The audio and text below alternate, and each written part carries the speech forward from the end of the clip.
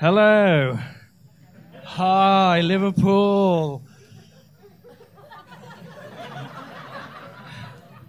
What are you looking at? So yes, I'm from the Wirral. I occasionally like to act hard in front of Scousers. It's working, right? So the other day, I was on Twitter because I'm so desperately alone.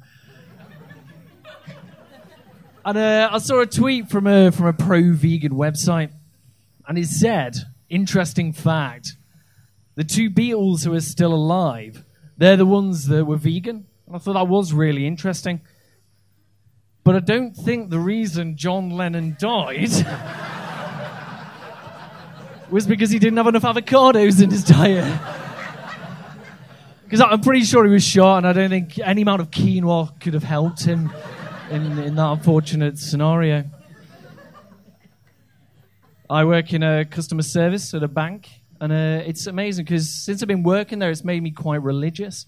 Because every day that I'm there, I pray that I have a massive hemorrhage because I hate it, and death would be a nice way to stop doing that job. I remember the induction as well, because the guy said, well, you know, people who work in banks, they've got bad reputations, but it's not like we're selling heroin to babies. So what the fuck are you talking about? I think you're exaggerating there, mate. Because babies prefer crack cocaine, famously. You know, just ask my mum, for example.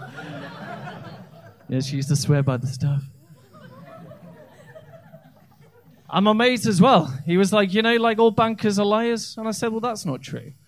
Because if everyone who worked in a bank didn't tell the truth, then how come my ex-girlfriend doesn't work there? I've been savagely hurt. But the people I work with, they got interesting surnames because people's surnames tell you a lot about what their ancestors used to do back in the day. You know, so there's someone I work with called Smith. So in the past, their ancestors years ago, they would have made horseshoes and done labour and shit. And there's someone called Fletcher, so they would have made like bows and arrows, then just gone off to battle. And there's a great guy who's got a double barrel name called Darren Goat Penetrator. I'm not sure what his ancestors used to do. I think it was pottery. Last year as well, I started going to my local gymnasium. Thank you. I went for the obvious reason, you know, that I was simply born to Zumba. Unbelievable dexterity, isn't it? Fascinating. And I decided to go because I was playing a game of FIFA and I scored a goal and I got excited. And then I stood up and actually tore a ligament in my leg, like right here. And you know you got to sort your life out when you fucking break a muscle playing a simulated sport. Jesus Christ. And like one thing I wasn't comfortable with were people taking selfies of themselves in the gym because I find it quite arrogant because, you know, I could show off my physique, you know. What the fuck are you laughing at? You know, how much effort went into destroying this body? But like, because I think, you know, I could show off my feminine hips, but I don't want to be arrogant, you know what I mean? And I mean, I remember like learning gym terminologies. No one ever told me about them. And like, because I remember there was one guy and he was holding weights like this. And he just looked over and said, hey, mate, can you spot me? It's like, yeah, sure, man, I can spot you. You're right there. He was like, no, you twat. So I was like, buddy, some gym banter for you there. Yes, God, we're huge on humour at the Pure Gymnasium. As well, and I found out that they actually like squats. Like squats, you heard of squats? Like, they're a really good way of building up muscles. So to see how it was done, I went on to Google and I typed in videos of men squatting. And it really was not what I thought it was going to be. Although, I don't know how my home gymnasium is going to accommodate all these prostitutes and glass coffee tables. It's an ergonomic nightmare. I don't know if you noticed, but I am a gingerman, by the way. And, I've been for 30 solid years now. Now, firstly, I've never been too sure whether eating an orange counts as cannibalism. I'm not a nutritionist, I don't know.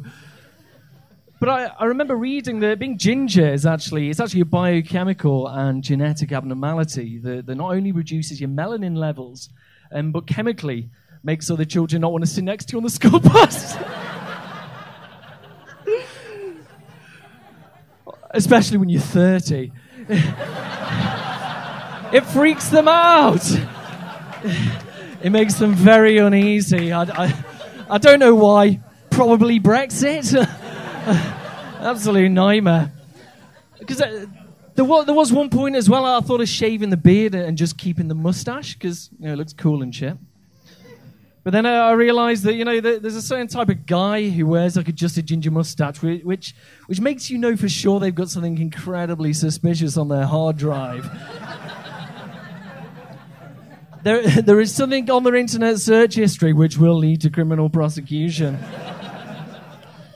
And it's annoying because fucking the sun could just like murder my people at any point.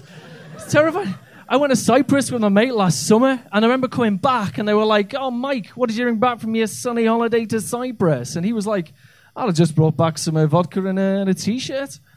And they were like, "All right, Ciaran, what did you bring back from your nice sunny holiday in Cyprus?" And I said, "Well, I'm pretty sure I brought back melanoma, a strain of which will lead to my early demise, and some maracas." So there are highs and there are lows, you know what I mean? And as well, and it's annoying because being ginger, you can't date other people because you just look like you're related to that person. And I think, well, if I wanted to look like I was dating my own sister, I'd just move back to the Whittle, where I'm from. Sort of tradition down there. All right, well, thanks very much. Have a good night. Ta-ra.